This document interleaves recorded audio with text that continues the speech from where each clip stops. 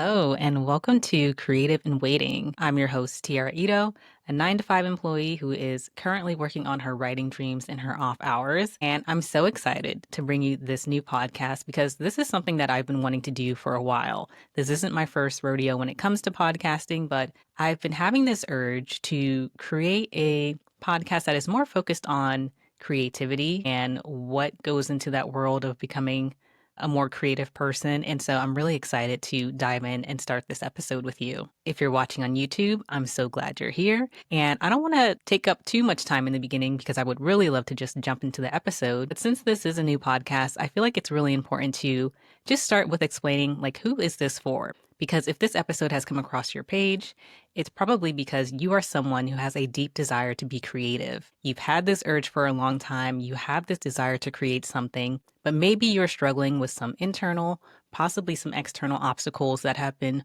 holding you back from creating freely. Well, that's why I created this podcast, because I'm really looking to explore that side of things as someone who is not working as a creative in their full-time job, but still has all of these passions and desires to create, and how you find that balance and also that courage to be a creative in action versus a creative in waiting. So hopefully in listening to this podcast, you will be able to step into the light of your own creativity and feel more empowered and inspired to create and also share your work with the world, because we need it right now, especially with everything that is going on. So I'm really excited that you're here, and let's not delay this any further. Let's get into the episode. And I want to start this episode with a bold statement, and that is that you are creative. And this may not seem that big, and you might have told yourself this hundreds of times before, but there's a difference between just saying it and then actually believing it. And that's what I really want to drill down into today's episode, because I feel like there are a lot of us who are saying this to ourselves, inside our head, but we're not really acting on it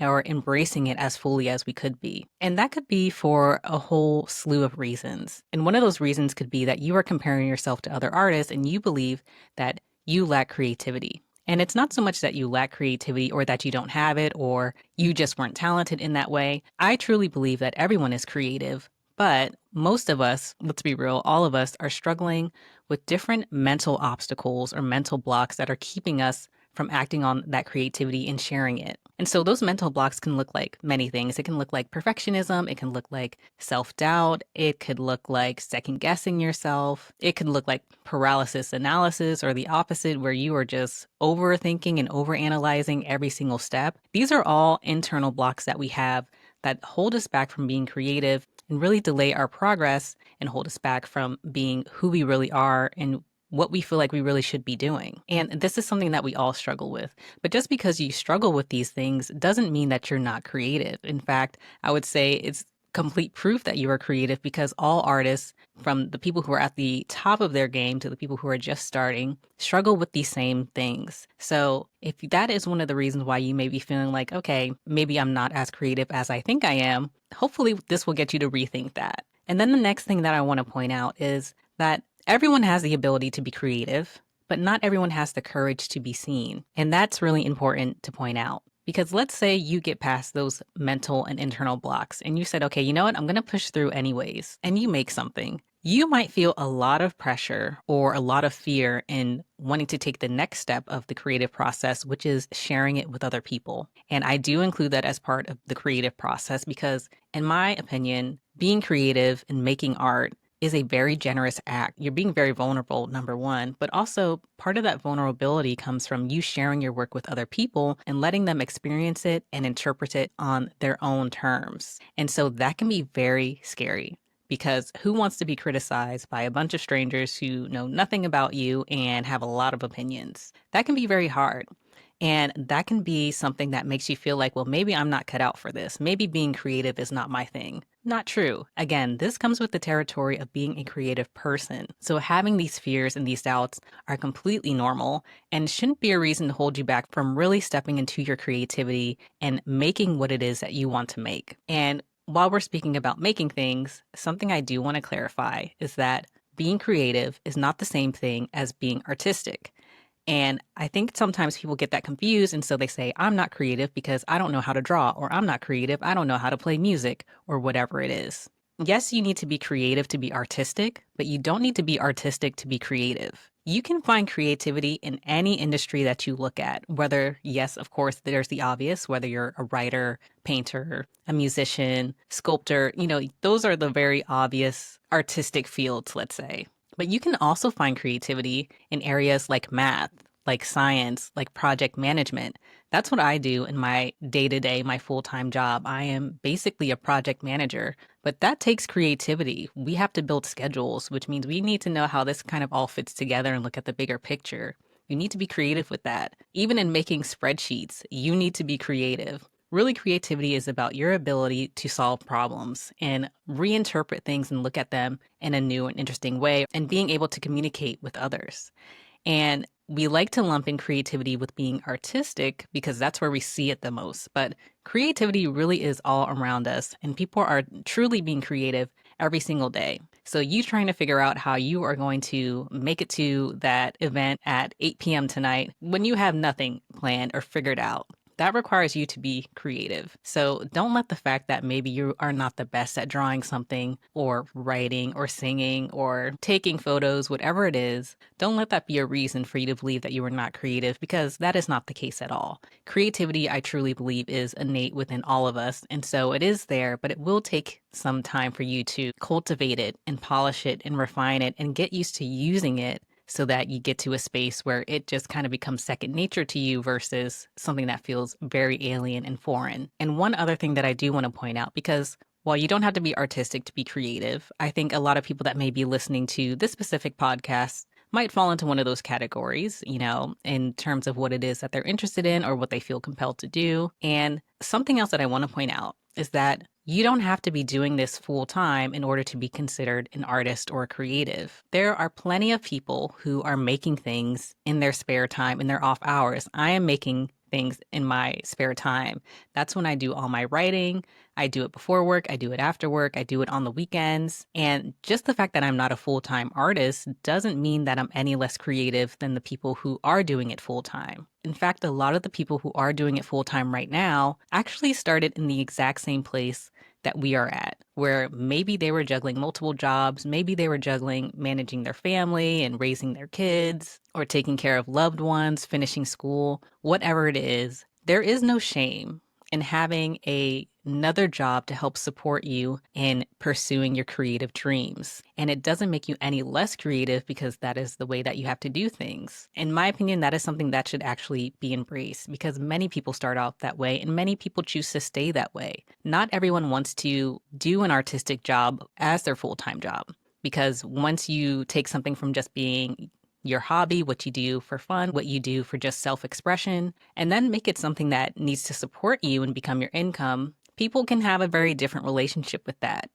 And there is no pressure for you to go ahead and make that leap if that's not what you want to do. And I will probably do a longer episode on this in the future. But I do want to point out that you don't need to be working in a creative career full time in order for you to be considered creative. Now, the last thing I do want to talk about is the idea of the shadow artist. And this is coming from Julia Cameron's The Artist's Way, and something that I really resonated with when I heard it, because it made me realize this is what I had been doing for years. And that is, the idea of the shadow artist is a person who has this strong desire to create and make things, but maybe they're being held back by those internal struggles I talked about earlier, the self-doubt, perfectionism, criticism, many other things. And what they tend to do is align themselves with other creatives who are making things and stay in kind of this like adjacent lane. So they're not actually creating. They're kind of standing in the shadow of these other artists and using that as a way to avoid working on their own art, because they're saying, hey, I'm close enough. This is enough for me. But the reality is it usually isn't enough. And you still have that urge, and it's not being fulfilled in the way that it would be if you were the one actually making the work versus just supporting other people make their work. And I feel like I can definitely speak to this, because as a production manager, that is really what my role is. I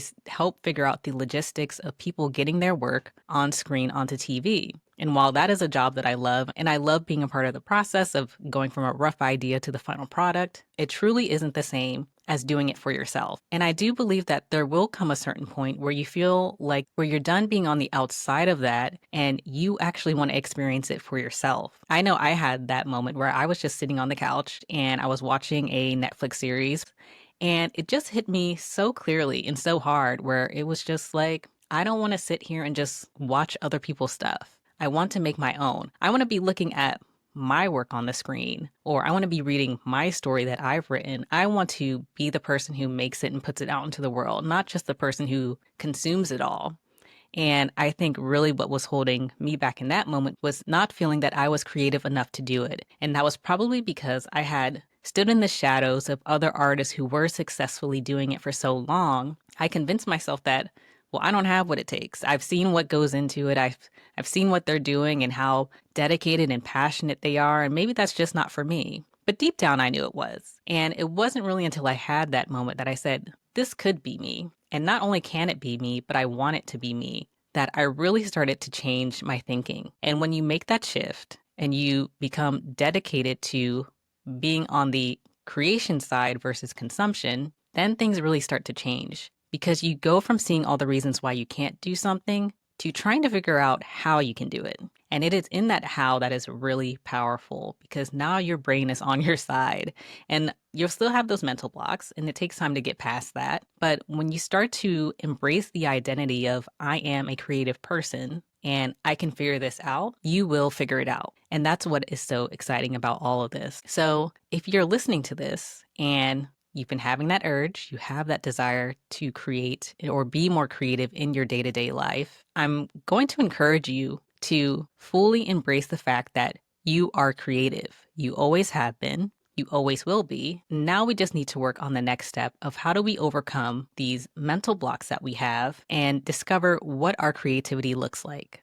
So that is what I want to leave you with today. That bold statement that you are creative, because from this point on, that is what I'm going to call you. You are one of our artists. You are one of the creatives here who are participating in this show and in this community.